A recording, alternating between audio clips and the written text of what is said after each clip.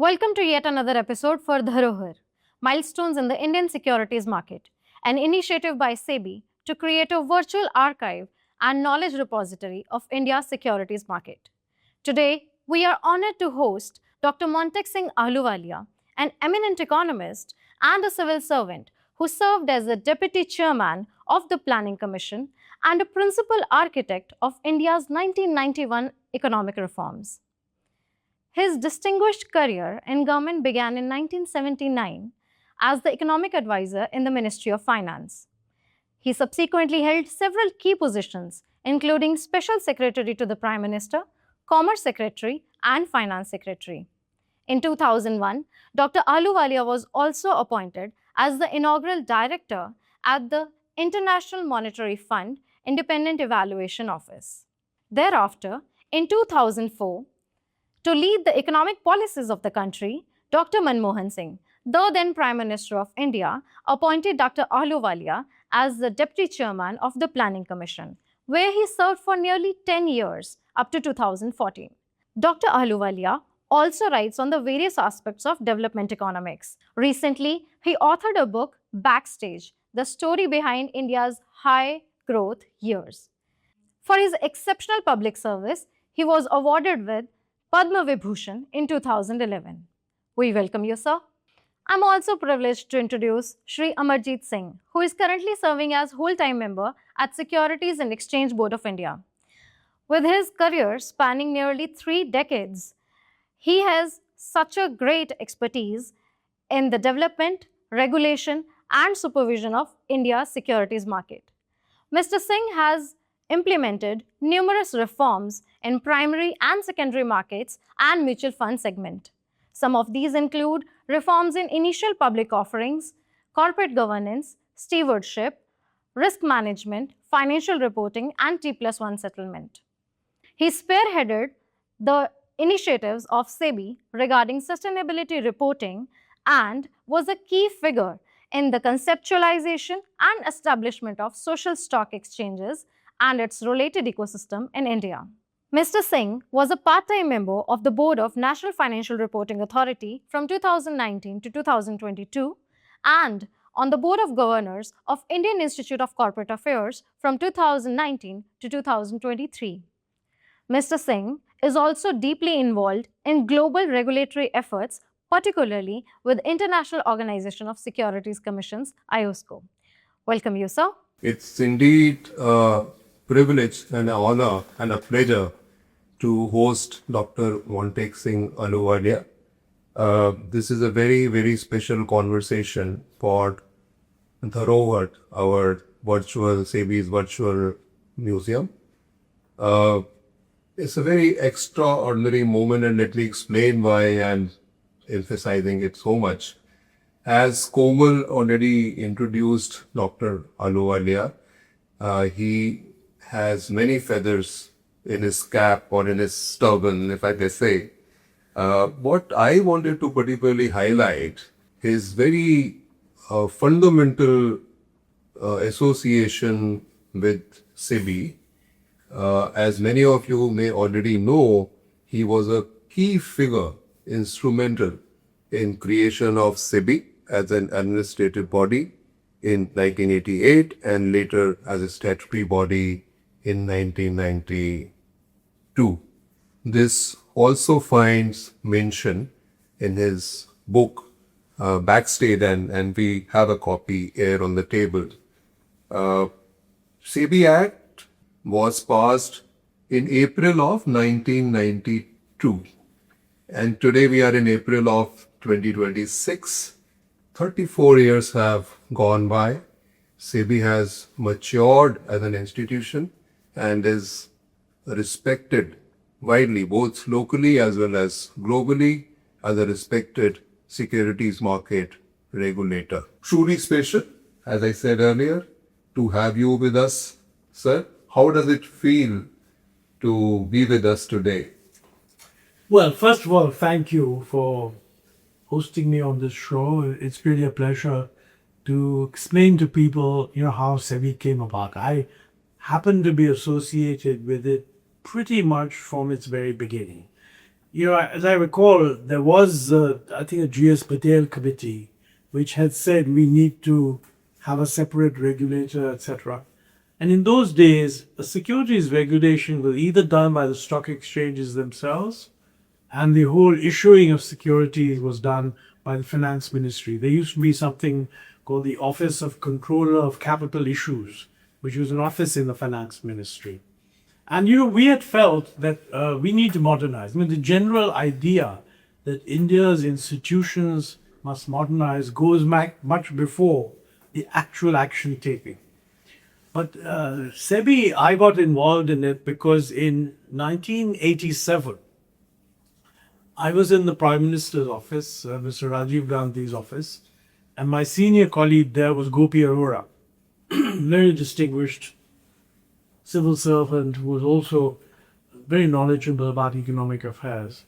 And VP Singh had just moved out from finance to defense, and Mr. Rajiv Gandhi had become effectively the finance minister. So the budget speech for 1987, I think, had to be delivered by Mr. Rajiv Gandhi. So it came from the finance ministry.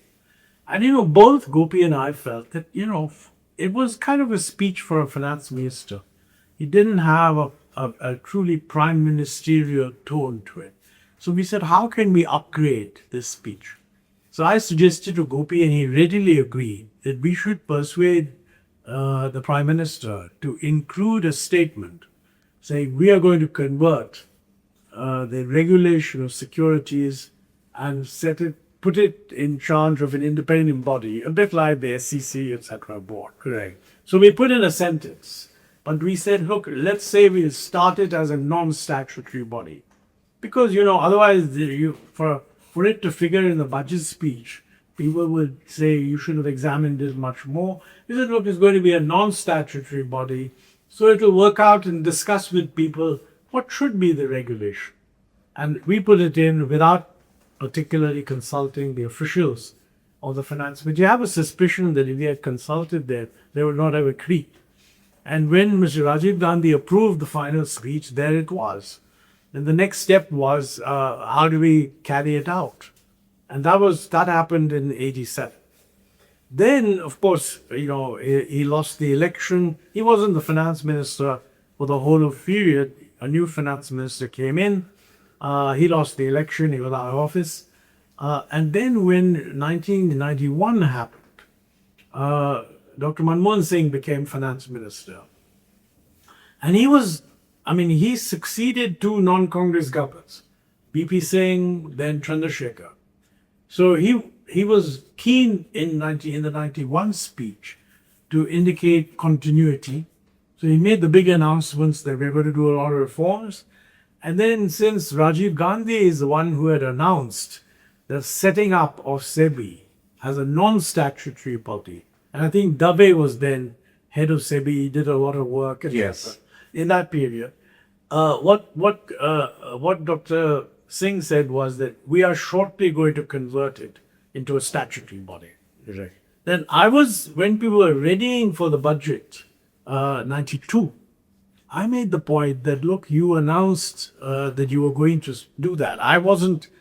At that time, I was not the Secretary of Economic Affairs. I was in Commerce, and I moved over. And I said, look, you announced that in your budget last year. And there's no point saying, I announced this and now we're going to do it. We should just get it done. So what I suggested was, let's get it done through ordinance before the budget. That basically means the law is now in place. It has to be converted into a law, which will be done in due course. So although the law setting up SEBI was in April 1992, Right. SEBI was a statutory authority with effect from January 1992. I thought that was rather nice that we were able to set it up that quickly. And of course, as you said, most people believe that it has matured over time. And I think it's generally regarded as among the more reputable regulators. But, regulation of securities markets is a dynamic thing. Because the markets change so much, practices change so much, the role of the financial sector has changed so much. So I'm not saying that everything that needs to be done is done, but there's no doubt that from the point it was set up to now, there's been a huge change in the Indian financial system, and I think SEBI's played a very good role in it. Yeah, well, thanks, and thanks for taking us through those details. A lot of people from the younger generation would not probably know what exactly happened backstage, if I may call it, before SEBI was born as a statutory body. Dr. Ahluwalia, what I would like to do is I would like to structure our conversation in four parts. One would be we will look back to the past. So past, present and future, these three distinct parts, and time permitting, I will also like to pick up some short questions with short answers. Sure. So that's how we will go about it. So let me continue this conversation regarding setting up of SEBI and ask you the first question on looking back at the era of CCI. CCI was their controller of capital issues before SEBI was born. What were the most glaring inefficiencies, if I may call it, of the state deciding the pricing of corporate issues? CCI used to decide who will be allowed to come with an IPO, at what price, at what time, and so on. And how much internal resistance was there to dismantling CCI?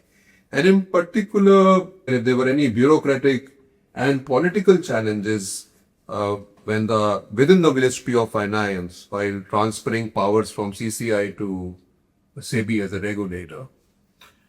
Well, there are always resistances, but in a way, in order to avoid those resistances, I mean, I was certainly very clear that, that India should have a market regulator in line with what is global practice, and nowhere else was this pre-approval of capital issues pricing done. I mean, it was just ridiculous, actually. Now, I should point out here that it's not just the establishment of SEBI and the getting rid of the control of capital issues. Immediately after SEBI, one of the most important things that was done was dematerialization of shares and the establishment of electronic trading in the National Stock Exchange. True. So if you take the whole thing, I mean, the whole importance of SEBI is part of this incredible technological modernization which actually took place. What was the controller of capital issues doing? Quite frankly, I think the idea of controlling capital issues is just a negation of the whole role of markets. And if that's what you're going to do, then you shouldn't have a market system at all. And it did lead to, one obvious thing it did was that we knew that the government tendency always is to underprice because they want to be fairer to the shareholder. And therefore, to the shareholder, if you're getting a share at a lower price, that's somehow supposed to be better than getting it at a higher price. This also was actually wrong because, in a way, if a company is urged to get into the market and widen shareholding, you're reducing the power of the incumbent management because new shareholders are coming in, okay? The ability to bring in new shareholders is affected by whether the extent of pricing control is there or not there. Okay? I think that typically what the capital issue controller of capital issues would do, it would underprice the new issues compared to what the market would get. Now, it's quite logical for the issuer to, as it were, keep the price low and sort of leave some value on the table for people who are buying. But a government organization doing this makes no sense at all. And typically what was happening was everybody knew that the issue price was below the market price. And they had a system where the issuer was allowed to allocate 15% of the issue at his preference as a kind of preference allocation, which was being done to favored people. Yeah. So innumerable civil servants, this, that, and the other, they were even getting offers, and there was nothing illegal. I mean, it's very interesting. There was a contradiction. if you were in the Indian account service, audit and account service, the rules of the audit and account service prevented you from taking up a preference share. But if you were in the IAS, the rules didn't. Oh, So interesting. actually, when the scam happened later on, I mean, lots of people raised questions that I won't mention names, that X was penalized because it's against the rules, but Y, who belonged to the IAS, was not penalized. And the answer was it wasn't against the rules. So frankly, these rules they were all belonging to a pre-market economy body. And you needed to take really a bulldozer through them. And we had the fortunate combination of a finance minister who understood this. The mood at the time was that, look, the country is in a crisis, and please don't quote precedents, because everywhere we're doing things different from what we were doing earlier. I mean, after all, we got rid of the MRTP, we had delicensed a whole lot of things, we got rid of import licensing, we freed up the exchange rate. So freeing up the capital market seemed to be a logical way of moving forward. So I think that if you were clear that you wanted to do it, I think there was less resistance, not from the bureaucrats. The problem with the bureaucratic resistance is that when you're doing something in isolation and not as part of a whole of the economic base, I mean, the bureaucrats tend to sort of look at everything on the basis of precedents. But here we were rewriting any number of things. And there was complete clarity that we needed to do that. So I don't think we had resistance. I see. Interesting. So if I can ask you an incidental question, it's very interesting that at that point of time, government decided to locate head office of SEBI in Mumbai. Was there a clamor for having it in Delhi instead of Mumbai? I think the reason it was located originally in Delhi is that it was non-statutory. So nobody took it seriously.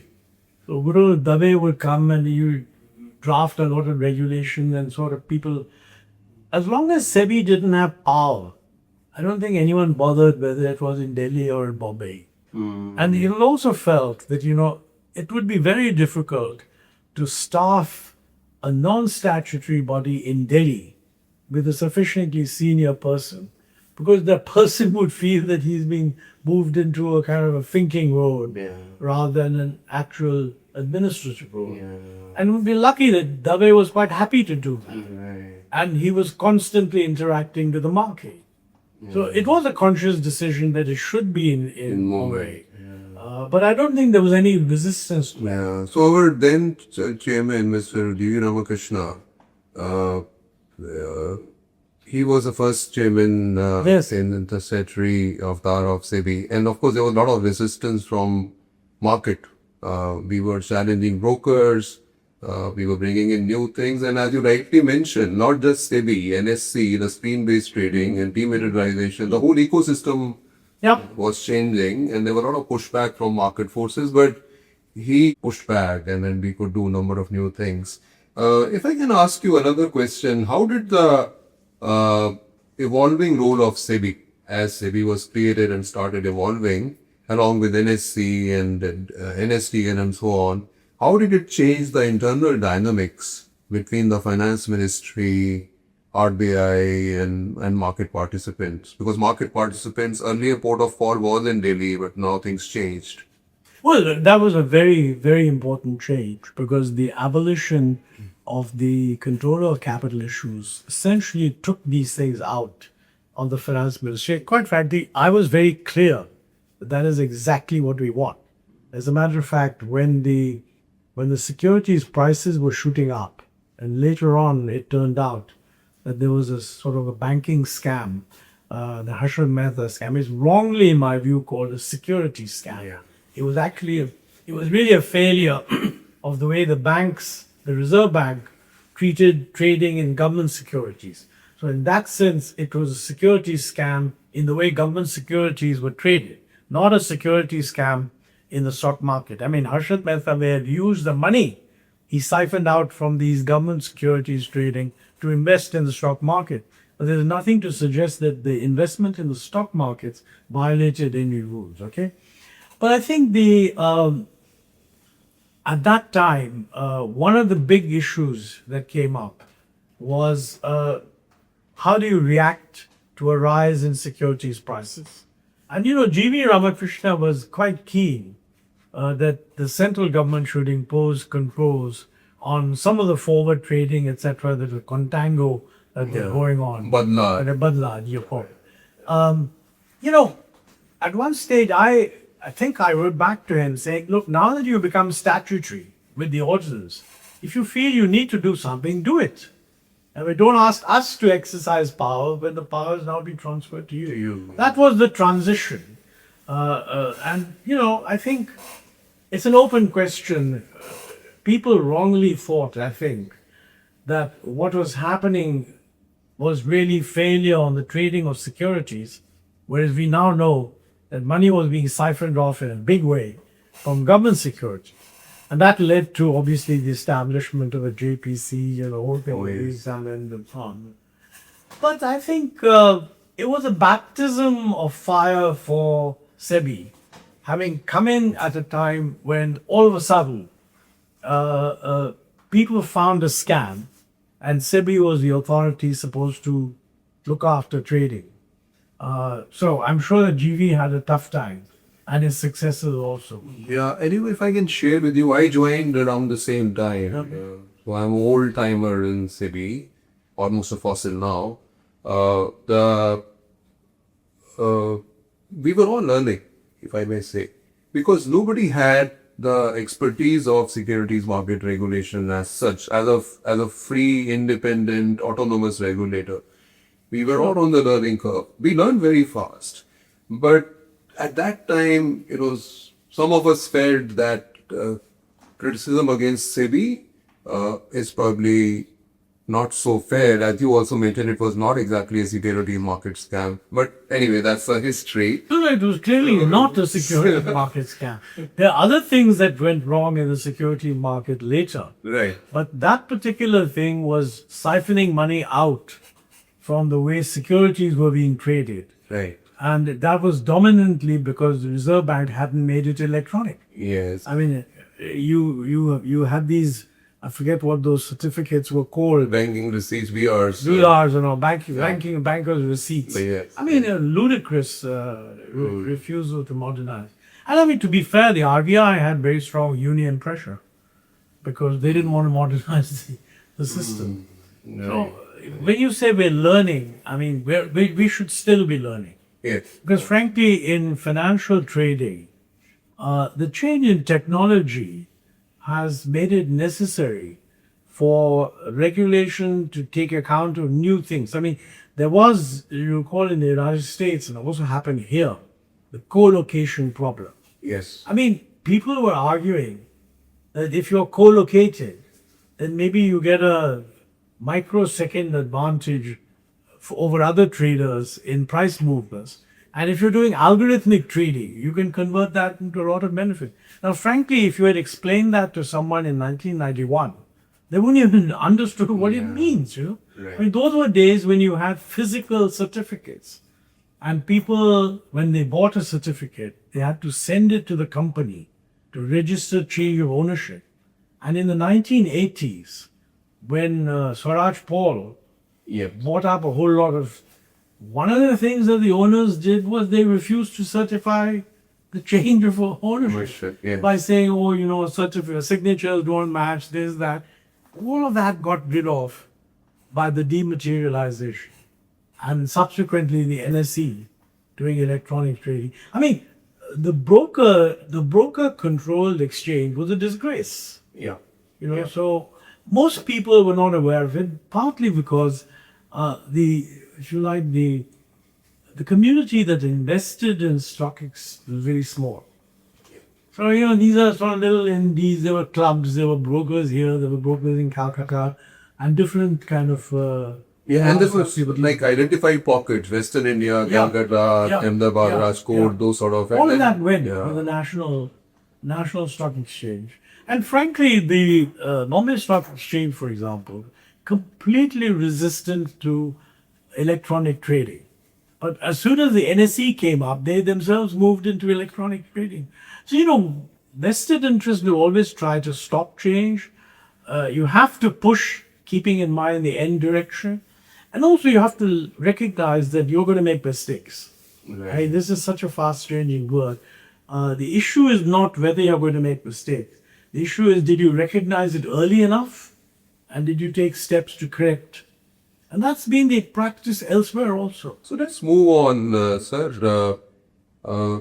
We have a securities appellate tribunal where our decisions can be challenged. SEBI's decisions can be challenged. So prior to establishment of SAT, you served, and I still remember those days. I was a very junior officer, walking in the corridors of North Block along with my seniors to your office. And you were the you served on the appellate tribunal in the Ministry of Finance, hearing appeals against SEBI orders. How was your experience, and any anecdotes from that time you want to share? Well, it's very interesting because, when SEBI was made in April 1992, after the law was passed, the law did provide for an appellate body. But we consciously felt that since we are starting something new and really giving up a range of decision making to a completely new body, let's retain the appellate power temporarily in the finance industry. Right. It would give us an opportunity to correct mistakes that might be made. And so I was the chairman of that two-man body, and C.M. Vasudev, who later on became Secretary Economic Affairs, was the other. I remember him after. Yeah, very nice person.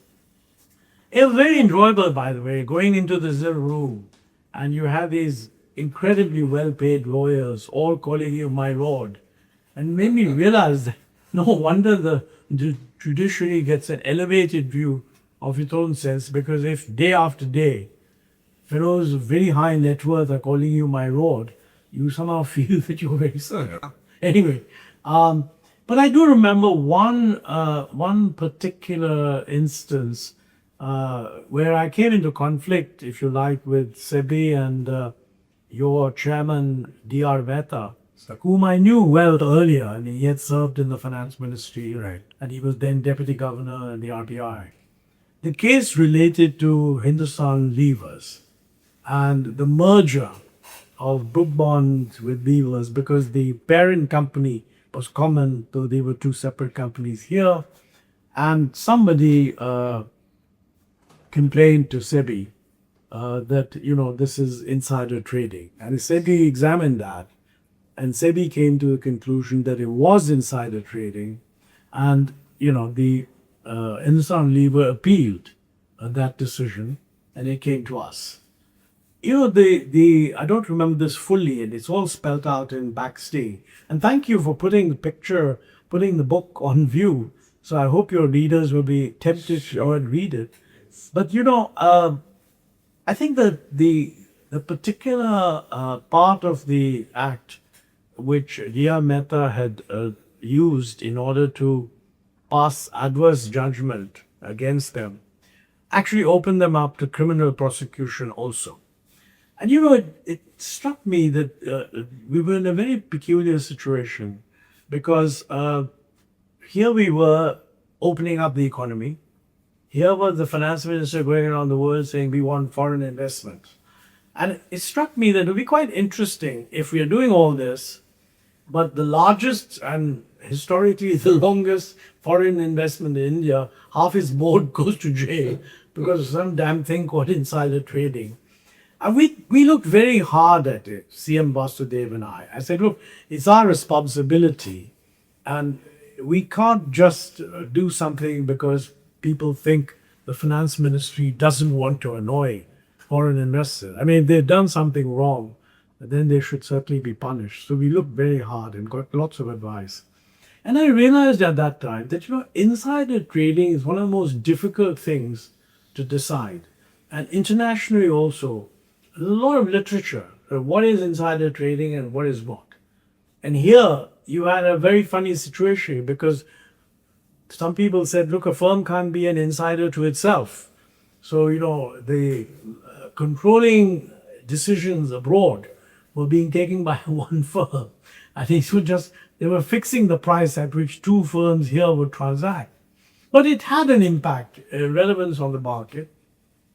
And I think one of the interesting things that came up was that, Hindustan Lever said that, look here, this is all being speculated about. It's not that what we were doing was secret. It was well known in the market. And there were many, many reports in the market saying that, yes, it's being speculated about.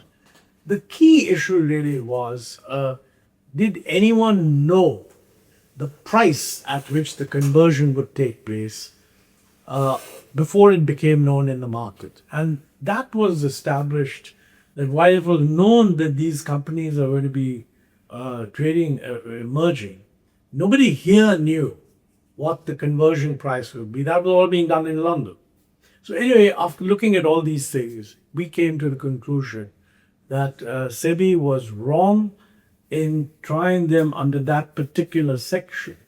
They should have tried them under another section where the maximum penalty was much, much lower, whereas here the maximum penalty was a prison term. And we came to the conclusion, we overrode SEBI, didn't actually exonerate Hindustan Lever. What we said was, I seem to remember, that if you think there was something wrong, then you should have charged them under this section. You charged them under the wrong section, and therefore this is turned down. And DR decided to appeal that matter.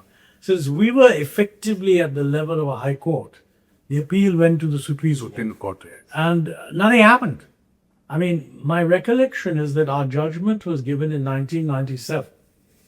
And then later on, many things changed. Even SEBI's changed its own rules, etc. But that appeal was never heard. So our order stands. And, the Supreme Court didn't stay. They could have stayed our order, but they didn't. They just didn't act on it. And I thought that was a very interesting case of how you can convert an insider trading case into a very high profile case. And actually in India, if you can allege wrongdoing by anyone who's very important, you're immediately in the news. So it's very important that the process of trial and appeals should be regarded as fair. And both of us felt that the time had now come to make that statutory. We had done a few other cases which were minor and not very important. But this kind of thing should involve a truly independent judicial appeals process.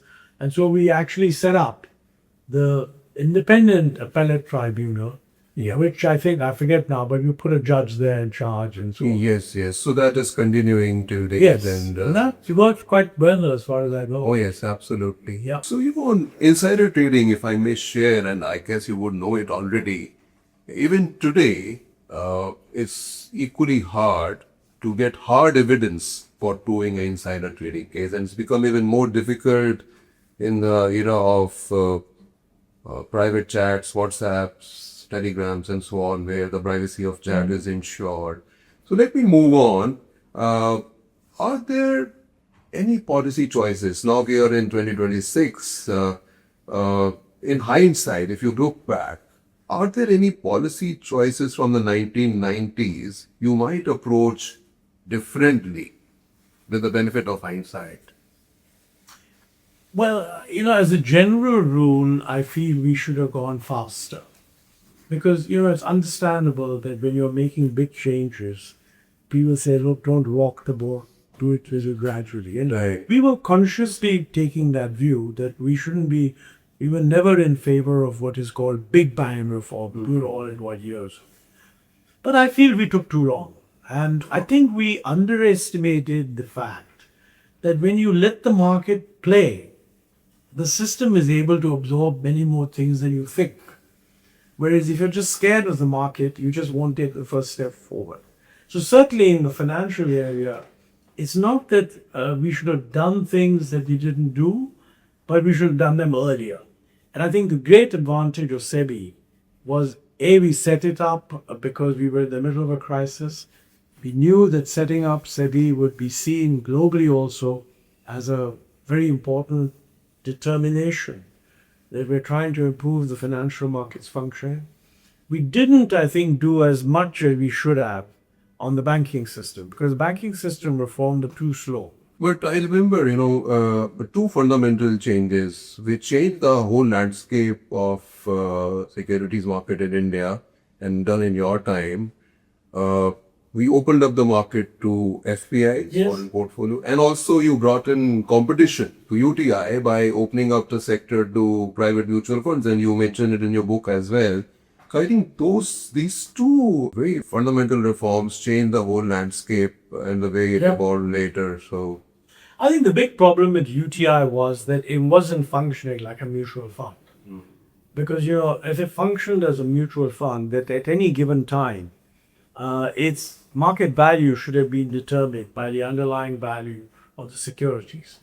But it was run as some kind of a public sector saving mobilization scheme, where it paid out a decent return, but didn't really behave like a mutual fund. And that took longer, but the change did come about. and today, thanks to that reform which started almost 40 years ago now, we have a very thriving mutual fund industry today, and I'll come to that.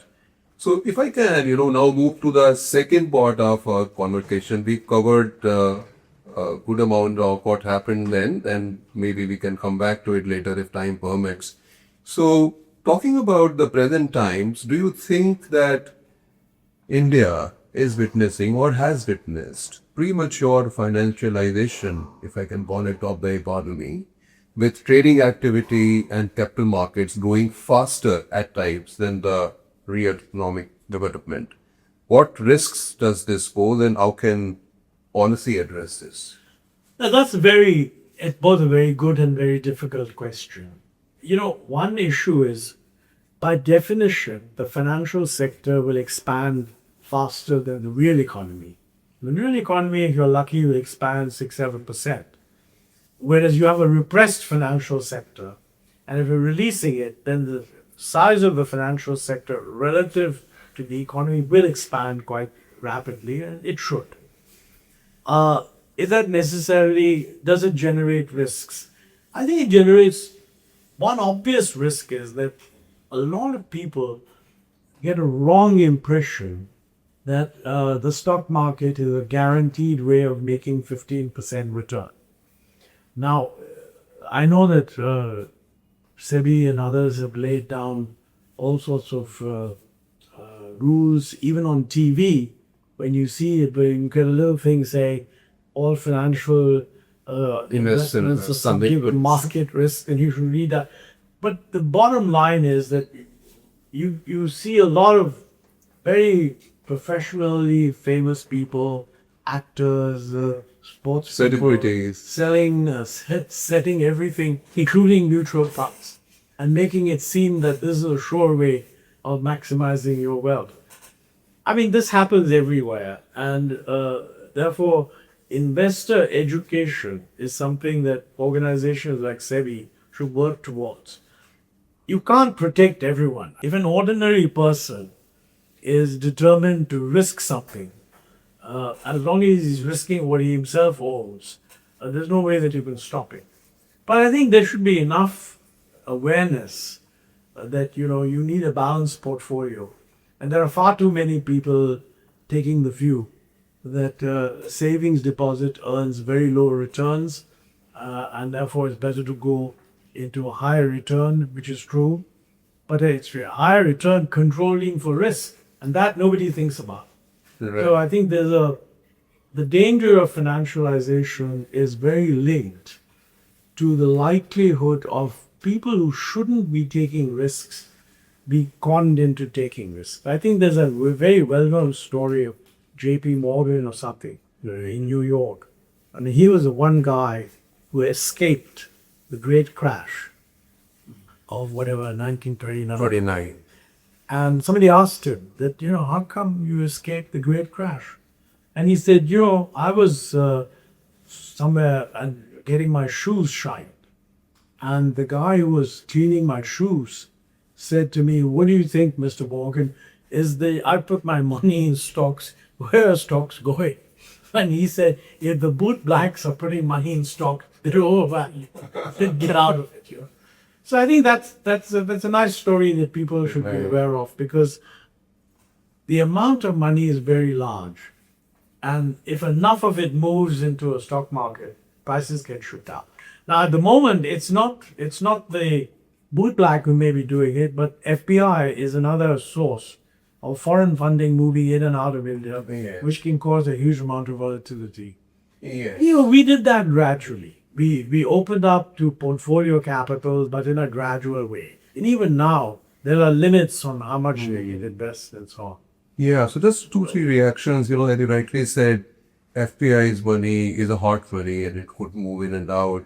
But today, we are in a much better position to absorb those shocks because of increased domestic investments, both retail and institutional. So that acts as a good counterbalancing force against FPI, the drawing. Secondly, as you rightly mentioned, we need to prioritize financial literacy, investor education, which we are doing. We have very ambitious plans, and we are going to launch a project Jagrook very soon, with the help of all market intermediaries, big investor cafe. And thirdly, we don't allow, just to clarify, the use of celebrities for selling securities market products, so that our regulations don't allow. Another question on the increasing domestic investments, particularly coming from retail side. So we are currently witnessing an unprecedented retail boom in SIP culture in India so far. And ownership of domestic institutional investors in listed companies led by mutual funds has recently surpassed that of FPIs. And what are your views on this interesting shift which is happening? And do you see any risk for retail investors? Number one, the idea that we should have much more domestic investment in our stock markets is a good thing, no doubt about it. And we shouldn't have a stock market that's entirely driven by FPIs. Right. But having said that, if this happens in an environment where people are consciously taking the risk, knowing what the risk is, I think there's nothing wrong with it. It is true, though, that we're moving into a global world, with very high uncertainty. Right now, we're also in a world in which the degree of global governance has gone down. So that, a fall in your stock market price can be triggered, not because somebody thinks that company is not right up to the mark, but just the perception that global geopolitical security, it's a risk-on situation rather than a risk-off situation, and a hell of a lot of money moves to what they think are safe markets. Right. I'm not sure how we can prevent that. So I think what we can do is be watchful, make it known to people. But I certainly don't think that the government should be underpinning the market. I mean, the truth of the matter is people will only learn the nature of risk if they perceive the market going up and down and perceive the benefit of having crept in when the market's down. And then they see that they benefit later on. I mean, after all stock market fellows will tell you, things like the time to buy is when there's blood on the streets. But on the other hand, when there's blood on the streets, everybody's going to say how unsafe market is. Yeah. So how do you strike that balance? In these areas, there's no substitute for letting the public ride with the market and ride up and down, but have a regulator that is warning when something is excessive. But excessive in the case of a particular speculative intervention is one thing.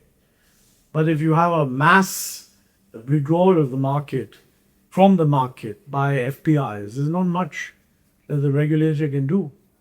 So it's if the economy is vulnerable to shocks, I don't think that the securities regulator can insulate the investor from that economic shock. Of course, if you run the economy in a way to make it less vulnerable, that's the right thing to do. And I assume that whoever's running the economy constantly worrying about that. Right, yeah. No, that's a very interesting conundrum. if you get into some kind of systemic stability kind of issues which are beyond your control, how do you mitigate those? So lately, after the global financial crisis, not just the central bank, but also the other regulators, particularly the securities market regulators, are also supposed to contribute to mitigation of systemic risks. And there are some templates around that. India as a market, as a country, is often praised for strong system of regulation when compared with other comparable markets. Do you think we have overprotected at times, possibly stifling innovation or risk-taking? There was some criticism even after the global financial crisis that we were safe, but we were not encouraging innovation so much. Now with increasing demand for deregulation, now things have changed lately, and there is a demand for ease of doing business, deregulation, and so on. What would be your advice to regulators for balancing investor protection and encouraging innovation on the other hand? Oh, it's a good question, and let's be clear. The danger is that there'll be excessive regulation, and that will stifle innovation. But the problem really is not that you give up on regulation. The ease of doing business is really an effort to judge, is this regulation really strategically necessary, or is it just creating unnecessary compliance requirements? And I feel that far too much of our regulation is of that kind. And I'm not saying this about SEBI or securities market. Whether you look at banking or securities market, we have an incrustation of compliance requirements, which is just ridiculous. And I mean, this has been said. The public interest in ease of doing business, government says we want to promote ease of doing business. I think it's a good thing. It should not prevent us from saying that, look, it's not, ease of doing business means we're getting rid of unnecessary regulation and regulation that could prevent innovation. But by virtue of allowing innovation, you have to have in mind where will it introduce risk, and sort of look for larger steps to contain that risk. So the short answer is that we should assume that our system is overregulated. It has far too many regulations that don't actually achieve very much. Many of them have been there for years. As a result, innovation very often doesn't take place. But how to reform, the solution is not wiping out all regulation. The solution is restructuring the regulations to get rid of what is really not very useful, and also rethinking regulation so that innovative activity can take place, in what they call a sandbox approach. Right. Some new kind of things, you allow them in a certain contained area, so you learn and get some experience, and then build them into your own proper regulation. It's easy to say what I'm saying, difficult to do. So your point is very well made and well taken. In fact, we are prioritizing, if I may say, ease of doing business and looking at what we can rock. But at the same time, since the SEBI Act mandates investor protection as well, so we could keep a sharp eye on risk management and investor protection as well. So it's a fine balancing act, and we have to sort of... See, I give the single most important thing in my view is that whoever's the regulator, and that includes the government in certain contexts, should recognize that in a fast-changing economic environment, it should be receiving messages from all sides. It should be talking to market players, hearing what's going on the ground, not simply assuming that the regulatory system we have knows what to do. If you like anecdotes, which any of your reviewers or viewers might like to hear. One of my bosses, Gopi Arora, in the office of Rajiv Gandhi as Prime Minister, used to have a plaque on his desk. And I think it had a very powerful message. And the plaque said, "This is a crisis. We must do something. This is something, therefore let us do it." That is the biggest danger. Because people recognize there's a crisis, then we must do something, Then somebody comes up with something, they will let's do it. But actually, what you need to do in the face of a crisis requires very sophisticated thinking. And knee-jerk reactions usually are wrong. How to build that into the design and implementation of regulatory framework is a tough. Yeah, just to be like in crisis, often we've seen it in the past, often leads to a bit of over-regulation. And the interesting point is the next crisis doesn't come from the cause which you plugged last time. It could be another reason. So in the process, your root book becomes fatter over time. So we need to keep revisiting from time to time. If I can do fast forward and come to more recent times, developments over the last couple of months, we have a war or a conflict raging in the Middle East. My question is not so much on the conflict, but more on the impact of the shocks, potential shocks like depreciating rupee, continuing FPI outflows, inflation, etc. Any views on how do we manage these potential shocks as we are seeing the conflict unfold and not coming to an end as of today at least? We don't know what happens tomorrow. Well, you've put your finger on a very difficult problem to deal with because, as you say, the global situation at the moment is rapidly changing. And it's not just what's happening in one dimension. I mean, if it's just a matter of war, that would be one thing. But there's also a lot of questioning on what kind of international system is going to evolve, what are going to be perceptions of global economic alignments, how do people judge which economies are going to do well. Because if geoeconomics leads to a certain kind of thinking, then your conclusion would be that some economies will not do well and others will do better. And it's very difficult to anticipate what should be done, particularly in what you mentioned, hammering rupee and so forth. But clearly, this is a great challenge for economic management right now. Everywhere in the world, inflation is concerned, output or employment and output are concerns, the rupee or the currency is concerned. And I think governments have to recognize and educate the public that this is a tough time. And I think there's no way that anyone could avoid these problems completely. I don't think we can take the view that it doesn't matter to us. Yes, there's a mess that's being done by other people. We're carrying on doing exactly what we're doing. Even if that's the right thing to do, in other words, to carry on doing what we're doing, we should at least recognize that the end result is not going to be as good as we thought. Because obviously, if we thought the world was going to grow in a particular way, and now it's not, it's going to affect India. So I think this awareness that the world has changed is important. My guess is that in certain areas, particularly integration of economies, there will be rethinking. But we have to think hard about what that implies for us. I mean, do we want to de-link from the world in every respect in order to become completely supply resilient? And the short answer is no. So, take, for example, a very simple thing like it's clear that we should move towards more renewable energy. Necessarily hugely dependent on imported energy, very high, and we should reduce that.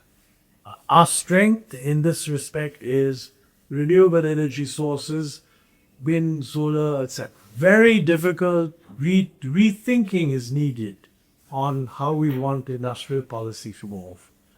But I think this goes way beyond securities areas. What you're really saying is that it's difficult to judge how to advise an investor about the securities markets in India without educating the investor on how the world economy is changing and how India is going to adjust to that change. Now, I'm quite clear that if India were to adjust to that change sensibly, building on our strengths and judging correctly what our limitations are, there will be a lot of effective, attractive investment opportunities in India. And to that extent, whoever is investing in these opportunities stands to benefit. But it has to be a composite view. It's not a view that everything alone, or we just find the solution in the incentives we give for people to invest in Indian securities or the regulatory structure just for Indian securities. I mean, trade is one of the most important, really, and also foreign investment policy. Are we going to encourage foreign investment in new areas of technology or not? And I think those become an economy-wide set of issues. So does it, we connected the note, many countries are looking within and they'll threat to globalization, so some sort of trend towards deglobalization, more bilateral treaties and so on. Does it worry you in some sense? Well, no, clearly, you're right that the older assumption that unrestricted globalization and the search for the most competitive source of supply on the assumption that all supply chains are secure, that is no longer the case. So there will be a change. But we are not all that globalized to begin with. Yeah. So countries that have a huge dependence on trade would be well advised to rethink. But our dependence on our exports are actually quite small as a percentage of GDP, and actually they've been falling. I mean, as a percent of GDP, exports have been falling since 2017. So my guess is that we need to orchestrate policy so that both trade and foreign investment are a larger share of our GDP, while taking into account the fact that there are, if you like, risks involved in becoming over-dependent on non-trusted suppliers. So let me move to the sustainability-related issues. So climate change poses risks to the economy and the financial system. What should be the approach of policymakers, regulators in particular, to deal with these risks? What role can the capital markets play in the transition to a low-carbon world? Just for your information, we got into this space few years back in a very active mode, and we require top 1,000 listed companies, top by market cap, to make disclosures as per we have a template called BRSR, Business Responsibility and Sustainability Reporting, which covers not only the climate-related issues but also the social and governance issue. No, I think it's a good thing to sensitize companies. This issue of how we react to climate change is, in my view, extremely important. There are two dimensions to the reaction. One dimension is to do mitigation so that we reduce the likelihood of climate change. The other is to do adaptation, recognizing that some climate change will happen anyway, and how do we handle the adaptation? I think what has happened is that, in my view, that over time, the global community's ability and willingness to cooperate in the mitigation effort has weakened very greatly. And the United States has walked out of the Paris Agreement. So we are presently in a position that the US is going to take no obligations for mitigation by itself. And it's the second largest polluter after China. So I think, and secondly, the other side of global community helping, one was that they must do mitigation. The other is they must provide assistance or financial assistance through the governments. I think both those seem to have got nowhere. So I think globally we have to take a view that since the progress of global willingness to cooperate seems to have been seriously interrupted, what should be our position? My view is that I hope that this global unwillingness is temporary. We should remain with the target that the Prime Minister had set, right? Net zero by 2070.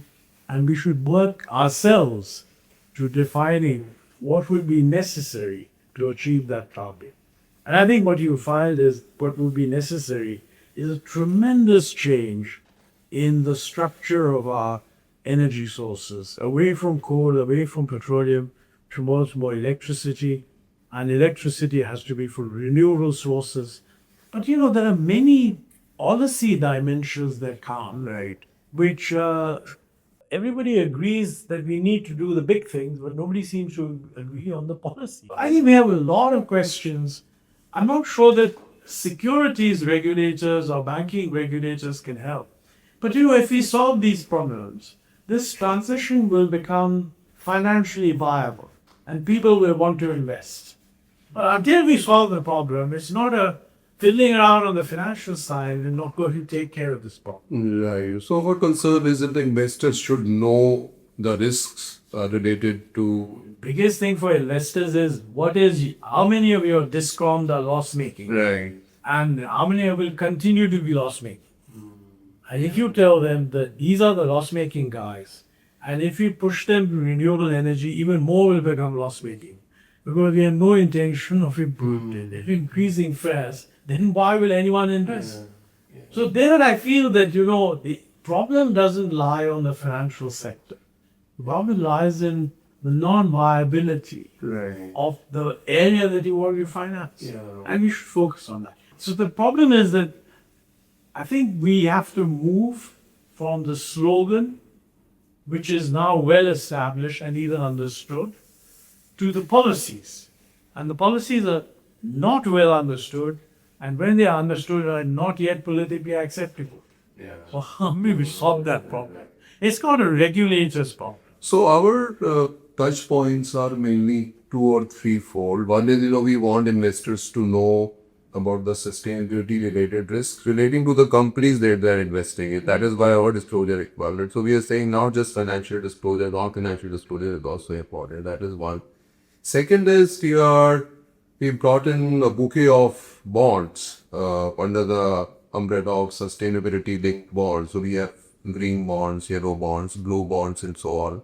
So which are geared for climate finance, facilitating for climate finance. Then also the rating of those instruments. Yeah. So those are the areas where we are dealing with in the interest of investors. So, and also in the interest of issuers who want to raise money. More broader question in terms of what should be the new priorities, or do you see any unfinished agenda for capital markets?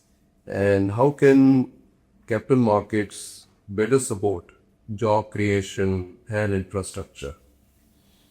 Well, I think a well-functioning capital market will support job creation, subject to all the other policy. I mean, the main thing is the capital market should be ready to support development, and the development has to be the agenda.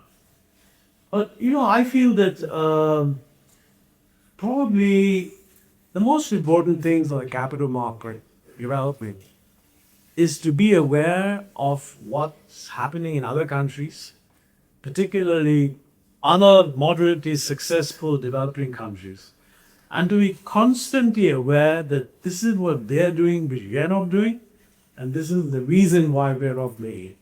So that logically, if country A is attracting a lot of capital and we are not, I think in each sector one should know what is it about their capital market which is different from ours. It's quite possible, by the way, that even if we align our capital market regulation with theirs, the outcome will be different. There are other things that are causing a problem. Yes. So that the capital market can't handle.